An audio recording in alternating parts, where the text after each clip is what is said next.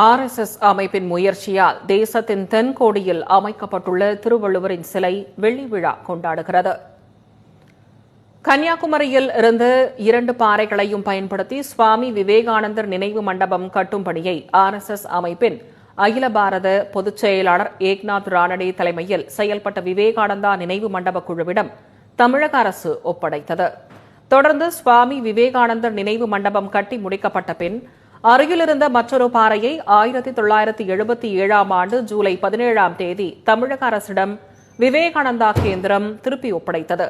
தொடர்ந்து 1979ஆம் ஆண்டு மார்ச் 15ஆம் தேதி திருவள்ளுவருக்கு நினைவாலயம் மற்றும் சிலை அமைக்க வேண்டும் என்று விவேகானந்தா கேந்திரம் தமிழக அரசுக்கு கோரிக்கை வைத்தும் அதற்கான திட்டத்தையும் அனுப்பியது. இந்த திட்டத்தை ஒருங்கிணைத்த ஏக்நாத் ரானடேவின் முயற்சியின் அடிப்படையில் தமிழக அரசு அவரது யோசனையை ஏற்று 1979ஆம் ஆண்டு ஏப்ரல் மாதத்தில் திருவள்ளுவர் நினைவாலயத்திற்கான அடிக்கல்லை அப்போதைய முதலமைச்சர் எம்ஜிஆரும் திருவள்ளுவர் சிலைக்கான அடிக்கல்லை அப்போதைய பிரதமர் மொரார்ஜி தேசாயும் நாட்டினர்.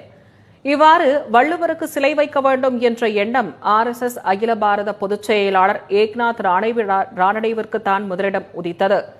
RSS அகில பாரத பொதுச் செயலாளர் ஏக்நாத் ரானடேவின் தீவிர முயற்சியால் தென்கோடியில் அமைக்கப்பட்டுள்ள திருவள்ளுவர் சிலை தற்போது வெள்ளி விழா கொண்டாடுகிறது.